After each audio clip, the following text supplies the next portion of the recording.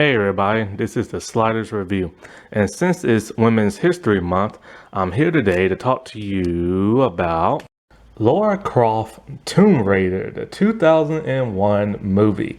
Now, I'm an American, so I'm gonna say it Laura and not Laura.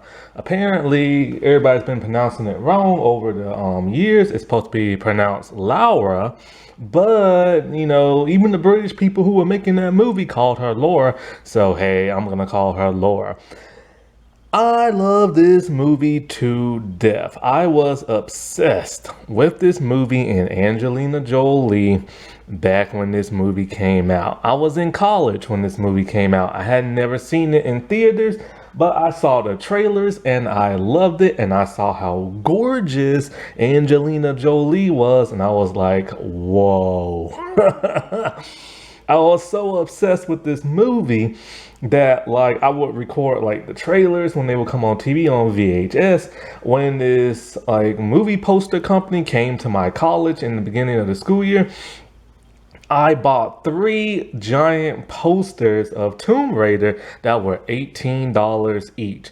That's how crazy I was about a movie I had never seen. When it came out on VHS, I bought it and I absolutely fell in love with this movie. Now, it's not perfect. There are some things that are confusing in the movie and should be explained a little bit better, and I'll get into that later. But all in all, this movie is, in my opinion, amazing in every way possible.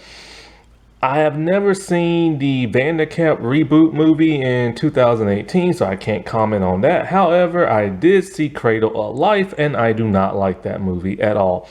And that's pretty much what killed the buzz of the Tomb Raider movie. And so, this movie actually bombed in the box office. It was a box office success, but the critics tore this movie apart and gave it negative reviews. I don't understand why or how. First things first, let's get this out the way. You gotta give it up for Angelina Jolie. Whether you love her or not, whether you're a fan of Jen or you're a fan of hers, she was phenomenal in this movie. This was truly groundbreaking for her in a million different ways and stuff. She carried the entire movie on not only her shoulders, but her prosthetic boobs. Yes, those are fake in the movie. I was devastated when my friend told me that. I was like, holy crap, those things are huge. I was 18 at the time. I was like, holy crap, those things are huge. Then he's all like, they're fake, right? Oh my God, I was devastated.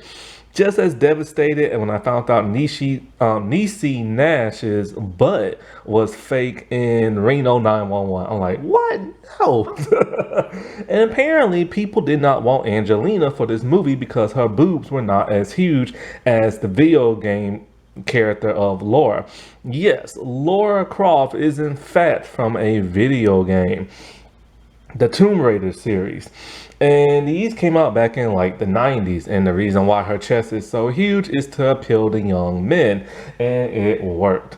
And so of course she got cast for this when she was somewhat of an unknown actress and stuff. She had did a few movies back in the day. And so most people feel like she just got cast because she looks a lot like the video game character, and she does look a lot like the video game character, but she looks better and stuff. And how I say this changed her role, back when I had the DVD of this, I used to watch the DVD special features all the time, right? I don't do it so much no more because I'm busy. But back in the day, you learn so much about what goes on in the making of this movie. And when you see her sit down and talk, you still see that young, kind of wild child actress and everything, but you see her mature. She can't believe this is her in this movie, And when I say this changed her life in so many better ways, it truly did.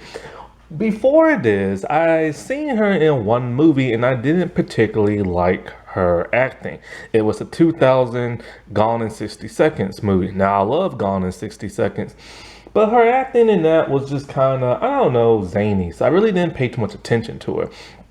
But when she took on this role and knew how important it was to millions of video gamers, She took this role serious to where she embodied that of Lara Croft, and she even says as much. You know, when I say she took this serious, I mean she literally sat herself down, focused extremely hard, and she killed it in the role. She was phenomenal in the role. Nothing but respect I have for her in this role. I wish she would have never stole Brad from Jennifer, but it is what it is. Plus, Jennifer's not exactly that nice of a person anyway. But like, I don't condone cheating, but you know, a stupid mistake on her. But it really did change her life for the better in this movie. She became a more serious actress. She should have became an actress, oh not actress, but an action star. She was phenomenal in this that led to many female lead action movies such as Resident Evil, the Underworld series. She really paved the way in terms of like the early 21st century, a leading like action female star. Like, you know, she was like one of the first of like, you know, that era of time and everything. Because, you know, Xena was doing it in like the 20th century, Lucy Lawless, and then of course, Linda Hamilton in like the Terminator movies and stuff like that back in like the 80s and 90s and stuff. But Angelina Jolie really, in my opinion, paved the way in showing what a woman can do in a live action movie. And the movie is directed by action director himself, Simon West. He did not come back for Cradle of Life. They got the dude who did the two Speed movies. Speed 1's awesome, Speed 2 I've never seen. And so like, you can tell there's a different direction in the second movie. But back to Angelina, it's like, see, back when Angelina was that wild child, you know, it's like she was estranged from her father because I'll get him a little bit later. She was in a relationship with Billy Bob Thornton, and they were just like the wild Hollywood couple out. She had like a vial of his blood on like a pendant around her neck. People thought that was satanic and everything, so that was always in the news. She made buzz for like, you know, locking lips with her brother, like kissing him like on the lips in a weird, passionate way. And that was very disturbing seeing that and stuff. And then, you know, and people got on her for like her tattoos and stuff like that. But since this movie, she really bunkered down, she focused. She later on got that relationship with like, you know, Billy Bob. She stopped kissing her brother on the lips that we know of. And she started taking her acting jobs more serious. She started like looking for more roles that would challenge her like they did in this movie. And, you know, and she's had one big, huge movie after another. She has become a humanitarian, an ambassador, working for the Queen of England. May she rest in peace. She started like a family. She has adopted kids. She's like, you know, pro-immigration. She's like, you know, pro-adoption. Like she grew up. You know, basically she grew up and everything, and she became that woman that a lot of like people look up to today and stuff. And you know, and when it comes to this movie, she did a lot of her own stunts, the motorcycle stuff, the hand-to-hand combat action, the bungee cord ballet in the air. That was all her. There was no stunt double. Like when she was doing the ballet part, like flipping and going up and down, that was her. And you know, that is dedication because most like stars would never do that. And for the garage fight scene with the bungee cord, half of that was her and half was the stunt double, just like with the motorcycle, half and half. But that part in the tomb where she's on that giant needle like column thing, that was her on top of that. Both her stunt doubles got nauseous and kept throwing up. So she was like, I'll do it. And so she hopped up on there and was swinging back and forth. And that took like a lot of time because, you know, they had to make it tilt like a certain way. But that was all her because she learned so quickly on like the job and everything. And she was that like determined to do something like daring. Like she had no fear, you know what I'm saying? And when you get the DVD and you watch those special features, you will see basically a young girl turn into, or a young woman turn into a grown woman like within seconds and everything. And that's why I have mad respect for her. And she had to learn how to like use big time like guns and stuff like that, and learn how to ride a motorcycle, do hand-to-hand combat. The only problem I had with her, she was too skinny. I never believed she could whoop all those grown men, those grown combat SWAT looking dudes. I could never believe that. But, you know, that's the only like downside I had of that. Not to mention, she's an American having to use that of a British accent. And for the most part, I was convinced. I really thought that's how she sounded until I saw her in interviews, and I was very shocked and surprised. And this movie also has Daniel Craig in it, like James Bond himself before he became James Bond. And that's so awesome. He speaks with an American accent in this for some bizarre reason. I'm not sure why. It's weird. It's like the British dude talks with an American accent and the American actress talks with a British accent. And of course, it has Irish star Ian Glenn in here, and he plays Matthew Powell. And he's a very charismatic, charming villain and everything. And the whole thing about like Daniel Craig, I actually saw him in the Zorro show. I forgot he was in that 90s Zorro show back in the day. And of course, it stars that of her father. Her real life father and everything, who plays her own screen father. And this was like a huge deal back then because John Voight, him and her were estranged. Nobody knew why. The internet wasn't that big back then, so you had to watch like TV shows and entertainment shows to find out like why. And even to this day, I still don't know what's the problem between those two, but they decided to work together on this movie. He's brief in this movie, barely in it, and they never stand together in this movie and never hug or nothing like that when they are in the same scene together. And so like she said that she felt like only one person should play that role since both of them are very similar and estranged from each other's lives. And but of course after that they have had it out again, gotten back together, had it out again. I now see why they have problems. This dude is vile, disgusting, and toxic when it comes to his social media posts. He's one of those bitter celebrities that just rants all the time, like on social media. And he says some of the most disgusting stuff. So I see why they don't get along and stuff. Now, because this is the early 2000s and stuff, you gotta give mad respect to the visuals. Everything is so real, and there's barely any CGI. The only thing that's really CGI is like the stone statues, that giant like statue with the multiple arms. The part where the dolls go through like the time storm thing, and of course them run up on the pyramid, stuff like that. Other than that, everything else is practical. Oh, also the android thing in the beginning of the movie, that's CGI, but there's an actual practical one from when she plays around with the music. But everything else is actually real in this movie. And that's crazy because if you watch stuff today, whether it's a TV show, a streaming show, or a movie, everything is fake. Even like a forest is fake. There's a show I just got through talking about called 2 Weeks to Live, and they're in the forest, and there's a picture that I posted on the video, and I forgot to mention that like there's a picture of the two guys, a part of a forest, and then a blue screen because they couldn't even find a real forest that they liked to film it, and they had to like CGI it in. What kind of crap is that? I know they got forests over in England, so what gives, you know? But the locations were real here because they had the budget. They really went to Cambodia. They got the locals and everything. Those monks in the movie are all real. Probably except for the one who actually talked. He's an actor. But all the other monks and everything, they're real. And at first they wasn't even supposed to be in the movie. But they saw them walking around. They were like, oh, we have to film these dudes and stuff. And they did.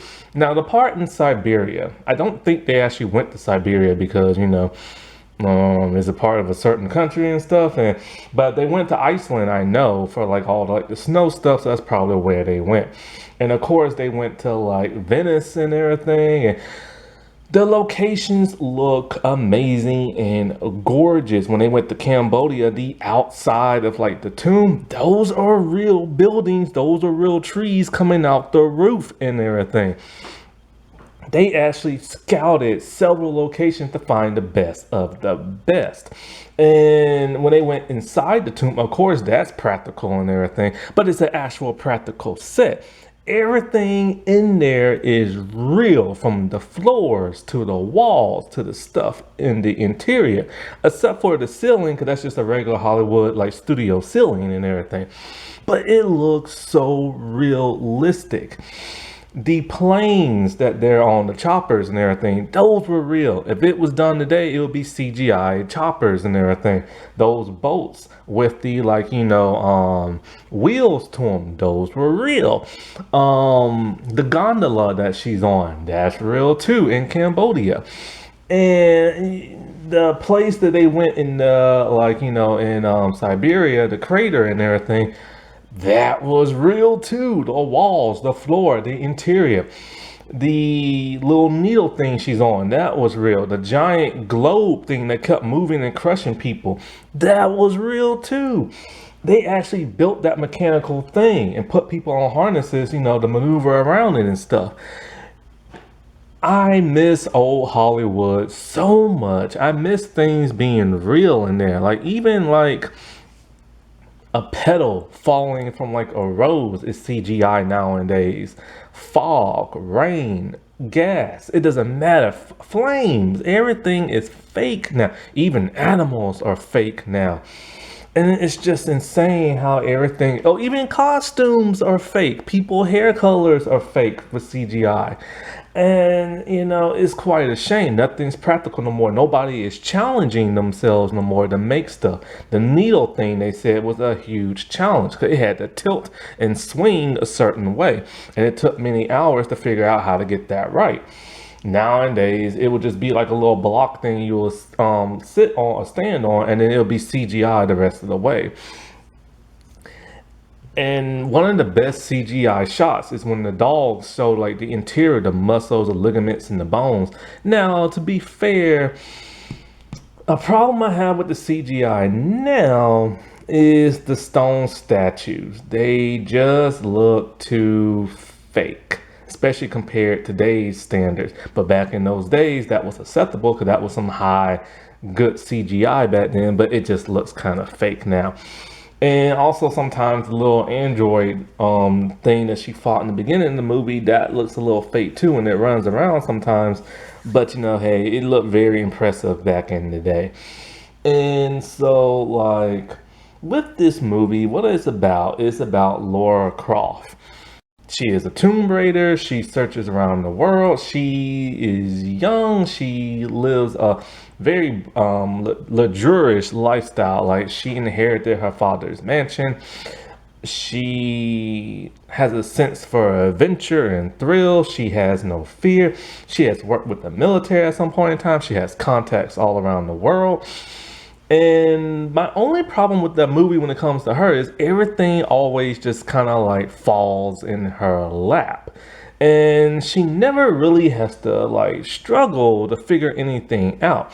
Normally, if she goes to like a tomb and the clues you have to like follow and stuff, she's just able to look at something for a few seconds and figure it out.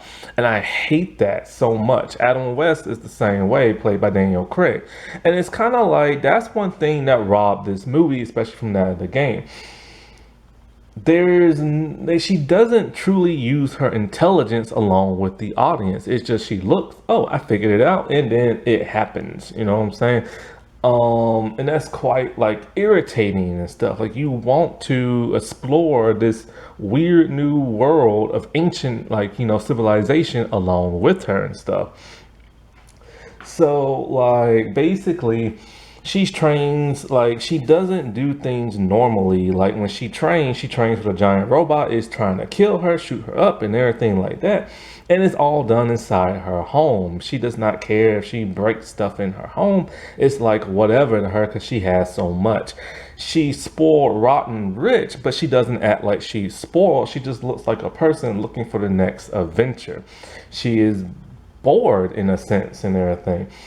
And so, like, but she has everything and she treats her staff well. She has a butler, she has a tech dude who lives there with her, but he doesn't live inside. He lives in like a trailer on the outside, and she doesn't understand why he won't live in the inside and stuff like that. And it's because he is not part of her world and everything. She might try to act like the ordinary person, but she is far from like ordinary and everything.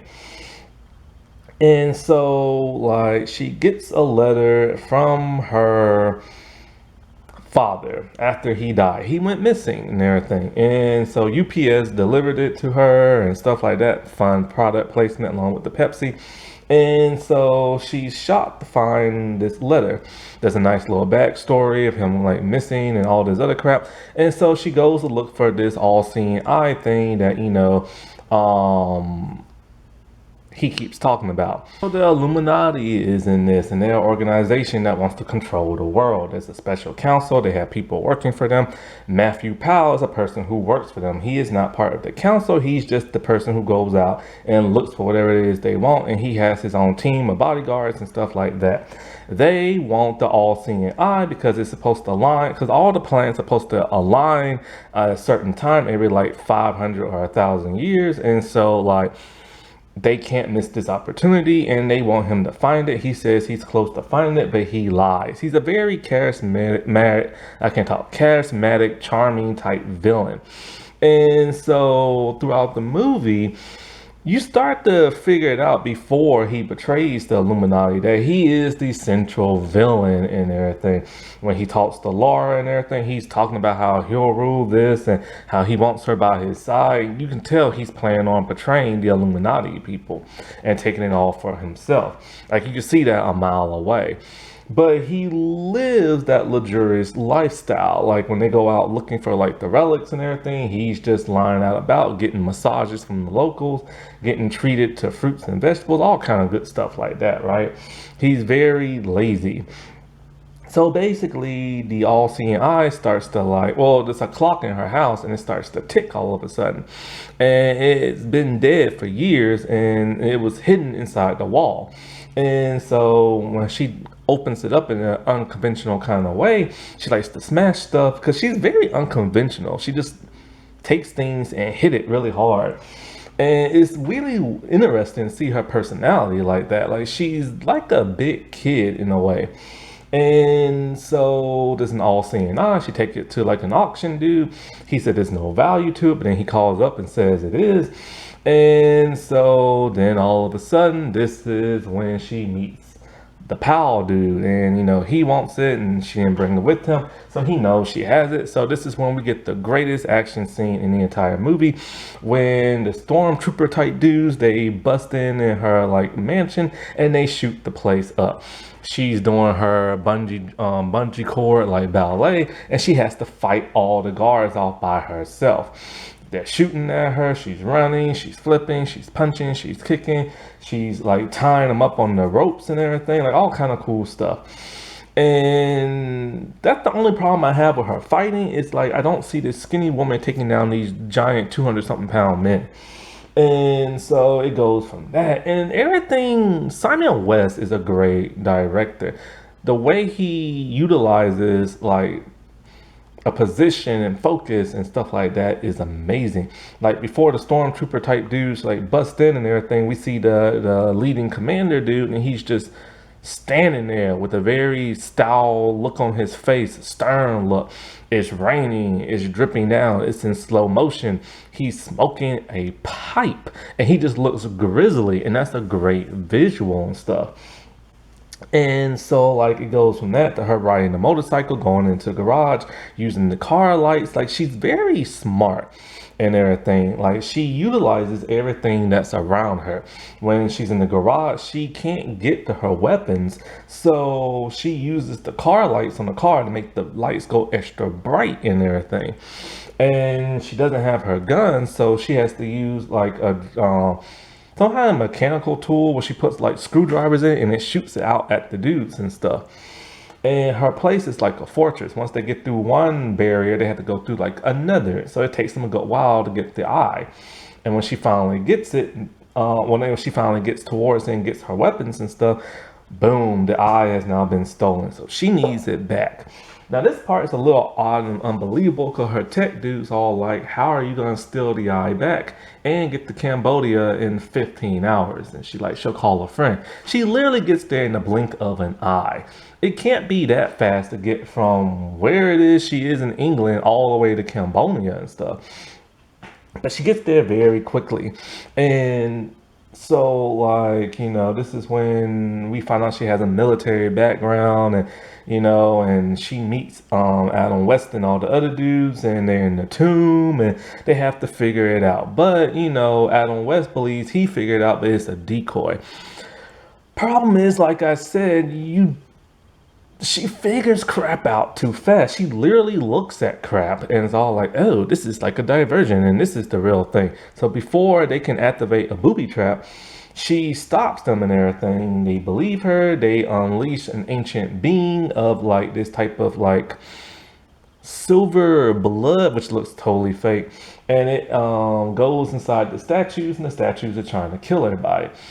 In order to get rid of the statues, you basically have to bust it really hard. You have to hit it with something, shoot at it or something. I still don't believe how she's able to break these stone statues with like, whatever sword she has or whatever, It's just, they're too big and everything. So they're like statue monkeys and everything. So then there's a giant, like, I don't even know what this person's called. So I'm not even gonna say his name, but he has multiple arms and he tries to fight her and she tries to shoot at him. And so she's able to use the giant needle thing as a weapon using her brain. That's why I like how smart she is. I just wish they would show her actually trying to figure something out. And then one of the monkey flying things grabs her, takes her outside, and it crumbles at the sunlight. But it's kind of like, so sunlight can get rid of them? We never knew that. It would be nice to explain it. In a way, she escapes. Adam West wants to shoot her, but he's not because they're friends and everything, but they're also rival tomb raiders. After that, she jumps off a cliff and she is now in the water. And this is the part where I say everything falls in her lap. We don't see her swim to civilization. How did she survive the fall? It should have crushed every bone in her body, but it doesn't. Then next time we see her, she's wet. She's on a gondola boat, and now she's in kind of like the if you ever knew this one part in an Asian country called the Delta, it's kind of like that, where it's like a market on the riverbank and everything. There are tons of people in boats and they do like, shopping on like, the riverbank and everything.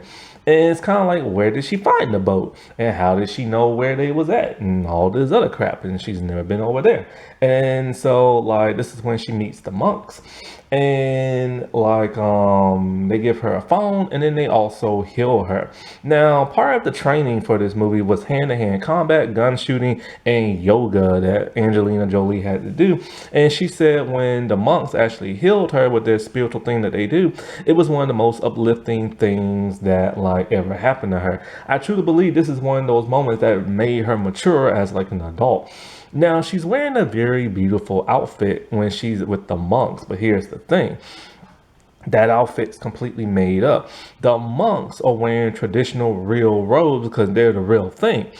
And they forbid women from wearing their orange like outfits and everything. So the costume department had to make her an outfit that they would give her, but not be in the colors that would be offensive and everything. So they gave her a much lighter orange, like peach and everything.